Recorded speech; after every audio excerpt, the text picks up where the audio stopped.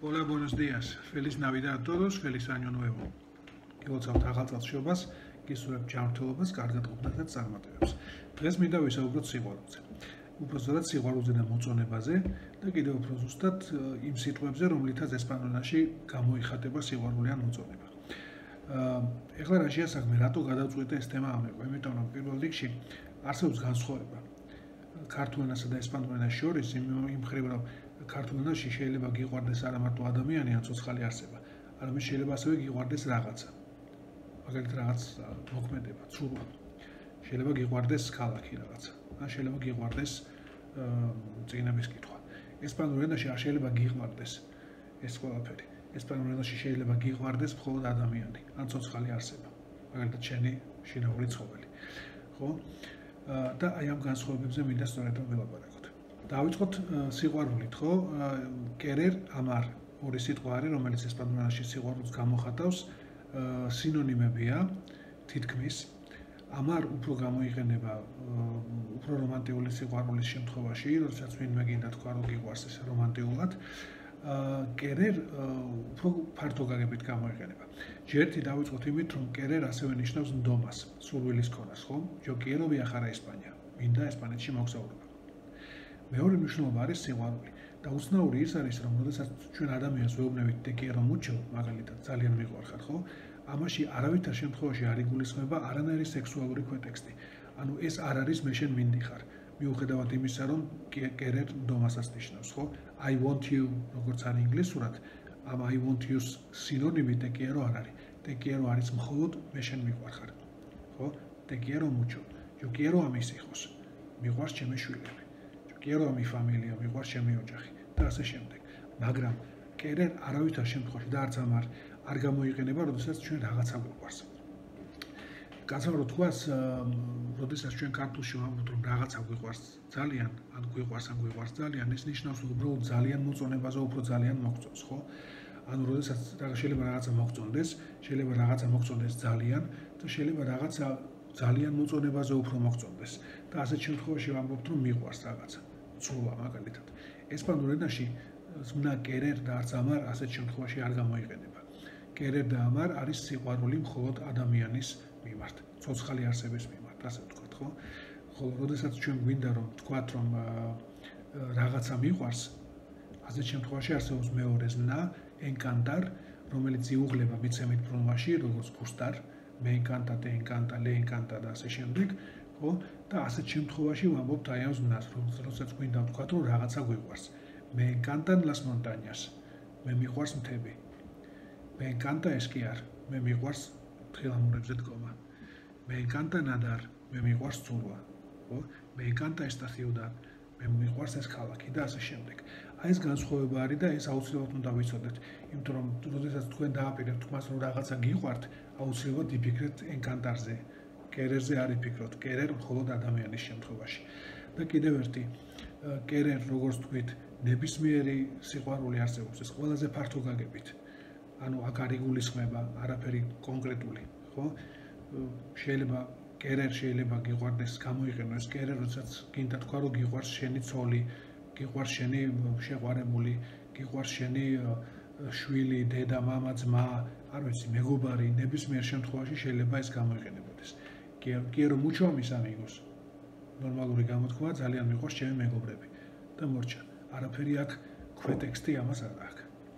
და თუ გინდა თქვათ, რომ ალბათ ამას დაგაინტერესათ, მაშინ როგორ ამბობენ ესპანელები, როდესაც უნდა თქვან, რომ მე ვიღაცა მე შენ მინდიხარ, თქვათ, როგორც ინგლისურში I want you, თუ რაღაც სექსუალური ქვეტექსტით, ასეთ შემთხვევაში ესპანელები იყენებენ ზმნას desear. ესეც არის სურვილის ქონა. Te deseo არის მე შენ მინდიხარ, უკვე I want you რაც არის ინგლისურად, ეს ესპანურად არის te deseo. ხო, ასეთ შემთხვევაში კი იყენებენ ზმნას desear. te quiero არის მიყვარხარ, უბრალოდ ძალიან ფართო გაგებით. ეხლა რაც შეეხება მოწონებას, მოწონება არის gustar, ხო? ეს ვისწავლეთ ჩვენ უკვე მიცემით ბრუნვაში იუღლება, როგორც ქართულ ენაში, me gusta, te gusta, ასე შემდეგ. და შეიძლება გამოიყენებოდეს ნებისმიერ ნივთზე, აბსტრაქციაზე, რაღაცა მოქმედებაზე, me gusta hacer ejercicios, me gusta levantarse temprano, ადრე ადგილ მომწონს და ასე შემდეგ, ხო? me gusta mucho ძალიან მომწონს. ხო, მაგრამ დაიმახსოვრეთ ერთი რაღაცა უხერხულ მდგომარეობაში რომ არ ჩავარდეთ. როდესაც თქვენ ამბობთ რომ ადამიანი მოგწონთ, გუსტარ უნდა გამოიყენოთ მხოლოდ იმ შემთხვევაში, თუ ის მოწონება არის რაღაცა რომანტიკული ან სექსუალური ქვეტექსტის. მე გუსტას ადამიანს რო ეტყვი, ამაში აუცილებლად სექსუალური ქვეტექსტი იგულისხმება და ამიტომ ამას ნოეტყვით ადამიანს თუ ამას არ გულისხმობთ, რა თქმა უნდა. ასეთ შემთხვევაში თქვენ იყენებთ მეორე გამოთქმას, ეს არის KSBN. მე KSBN მომწონ ხარ, ამაში უკვე არ იგულისხმება სექსუალური ქვეტექსტი, ამაში უკვე იგულისხმება რომ მომწონ ხარ როგორც ადამიანი, რომელთან ურთიერთობაც უბრალოდ სიამოვნებს, ხო? მან მომწონ ხარ როგორც ჩემი მასწავლებელი ან მოსწავლე, ხო? მე KSBN mis საპირისპირო არის მე KS mal. Este muchacho me cae mal. ეს ბიჭი მე რაღაც არ მომწონს. ასეთ შემთხვევაში ან no me gusta შეიძლება თქვა ასევე, ხო? აი ეს განსხვავება არის და აი ეს უნდა იცოდეთ აუცილებლად, რომ არ ჩავარდეთ უხერხულ მდგომარეობაში. მაგრამ გაითვალისწინეთ ისიც, რომ დაზღვეული უხერხული მდგომარეობებისგან არავინ არ არის, განსაკუთრებით როდესაც ენას ახალი დაწყებული აქვს ლაბარაკი და ამის არ უნდა შეგეშინდეთ არავითარ შემთხვევაში. თავად ელაბარაკეთ. განსაკუთრებით იმ ხალხს მიმართავ, ვინც ესპანურ ქვეყანაში ცხოვრობს. ერთ ისტორიას მოგიყვებით, ჩემო მეგობარმა მიამბო. თბილისში იყო ჩამოსული ჩეხი ბიჭი, ერთი ახალგაზრდა ბიჭი, რომელიც აქ 2 წელი თუ 3 წელი იცხოვრა, მუშაობდა თვალსწრები აქ და ძალიან მოინდომა ქართული ენის სწავლა. და დაიწყო ანბანით, ძირფესვიანად კითხვა ისწავლა, წერა ისწავლა, ბიბლიოთეკებში დადიოდა თავისუფალ დროს. გრიგოლ ხანძთელი და შუშანიკის წამება და ვეფხისტყაოსანი წაიკითხა და მოკლედ, აი ძალიან დიდი წარმატებები ჰქონდა რა და ბოლოს ეს ძველი წიგნები იმდენი იკითხა, რომ ჩვეულებრივ საუბარში ერთხელ როდესაც კითხეს თავის მეგობარზე, რომ სად არისო, ამან უპასუხა ბიბლიოთეკასა შინაო. ხო და რა თქმა უნდა, ამან ღიმილი და სიცილიც გამოიწვია. ასე რომ არ უნდა შეგეშინდეთ ამისი, ეს ხდება ხოლმე და მაქსიმალურად შეეცადეთ, რომ აი მეც შევეცდები, რომ ისეთი რაღაცეები გითხრათ ხოლმე, რომ აი იცოდეთ წინასწარ, რომ რა უნდა თქვათ და რა შეიძლება რა თქვათ. თორე ისე პრობლემა არ არის, მე როგორც ვიცი, ესპანელები არ არიან ბრაზიანი ხალხი. განსაკუთრებით როცა იციან, რომ ადამიანი მათენას ეს ასწავლობს, ყოველთვის ტოლერანტულად უდგებიან ყველაფერს, ასე რომ ამისი ნუ შეგეშინდებათ. გადავიდეთ შემდეგ ნაწილზე. ჩვენი შემდეგი ნაწილი არის გამოთქმები. სხვადასხვა გამოთქმები, რომელიც ჩვეულებრივ სალაპარაკო ენაში გამოიყენება ესპანურ ენაში და ერთ-ერთი ასეთი გამოთქმა არის que no salga de aquí. ეს არის როგორც ჩვენ ქართველები რომ ამბობთ, ჩვენში დარჩეს. Que no salga de aquí, აქედან არ გავიდეს. ხო? Que no salga de aquí, pero su nivel en música es prácticamente inexistente. ჩვენში დარჩეს და მისი მუსიკალური დონე პრაქტიკულად არ არსებულია. ხო? ეს que no salga de aquí. Subirse por las paredes, კედლებზე გასვლა. ეს არის როგორც ქართულ ენაში, როდესაც ადამიანს რამე ტკივა, რამეზე ნერვიულობს, ამიტყვიან ხოლმე რომ კედლებზე გადისო. ესპანურშიც ასე არის. Mi hermano se sube por las paredes. ჩემი ძმა კედლებზე გადის. Hay que dar prisa. უნდა ვიჩქაროთ. Lanzar las campanas al vuelo. ზარების ჰაერში ატყორცნა. ეს არის როდესაც რამეზე წინასწარ ზეიმობ. ანუ ჯერ რო რაღაცა გადაწყვეტილი არ არის და უკვე რომ ამ დროს იტყვიან ხოლმე no lances las campanas al vuelo todavía no has solucionado nada ჯერ არაფერი არ გადაწყვეტილა no აისვრი ზარებს ჰაერში a la vuelta de la esquina ეს მოსახვევში არისო ანუ იტყვიან ესე როდესაც რამე ძალიან ახლოს არის მოახლოვდა რაღაცა las elecciones están a la vuelta de la esquina არჩევნები უკვე აი მოსახვევშია, ანუ უკვე მოახლოვდა. ნანასუ ეს რუსები იტყვიან ხოლმე. ცხვერზე არისო. ქართულად ეს ზუსტი ეს რაღაცა მეტაფორული გამოთქმა ვერ მოვიფიქრე ამისი. შეიძლება გვაქვს კიდევაც.